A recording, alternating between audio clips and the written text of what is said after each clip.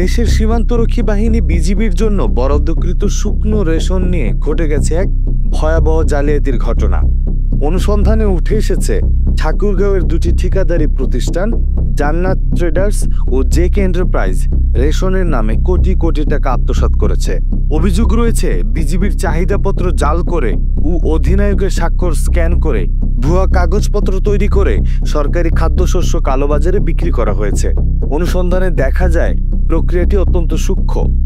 বিজিবির মূল চাহিদাপত্র সাধারণত সিল করা খামে খাদ্য নিয়ন্ত্রণ অফিসে জমা দেয়া হয়, যেটি খোলা হয় বিজিবি সদস্য, ঠিকাদার এবং খাদ্য বিভাগের প্রতিনিধিদের উপস্থিতিতে।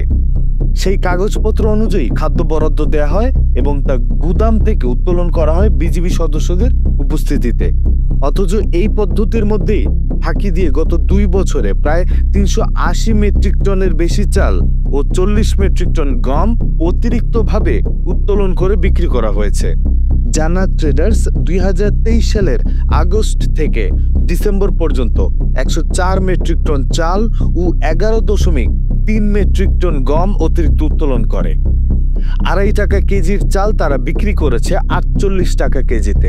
একইভাবে জেকে এন্টারপ্রাইজ 2024 সালে 257.4 মেট্রিক টন চাল ও 28.5 মেট্রিক টন গম অতিরিক্ত তুলে বিপুল মুনাফা করেছে। জেকে এন্টারপ্রাইজের মালিক মোহাম্মদ জাফর স্বীকার করেন, শুধু ঠাকুরগাঁও নয়, সিলেটেও একই ধরনের কার্যকলাপ হয়েছে। তার ভাষায়, এটা আমি একা করিনি, ভেতরের অনেকে জড়িত।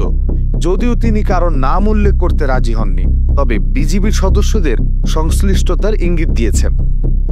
তদন্ত উঠে এসেছে নিশ্চিন্তপুরের ব্যবসায়ী মোহাম্মদ মামুন এই দুর্নীতির সঙ্গে জড়িত এবং ঠিকাদারদের কাছ থেকে অর্থ গ্রহণ করেছেন। তবে গণমাধ্যমের পক্ষ থেকে যোগাযোগের চেষ্টা করেও তার বক্তব্য পাওয়া যায়নি। সরকারি খাদ্যশস্য নিয়ে এই ভয়াবহ দুর্নীতির ঘটনায় স্থানীয় সচেতন মহল ও বিভিন্ন পক্ষ উদ্বিগ্ন। ইতিমধ্যে বিজিবি ও জেলা প্রশাসনের পক্ষ থেকে পৃথক তদন্ত কমিটি গঠন করা হয়েছে। জেলা প্রশাসক জানিয়েছেন, দায়ীদের বিরুদ্ধে কঠোর ব্যবস্থা নেওয়া হবে।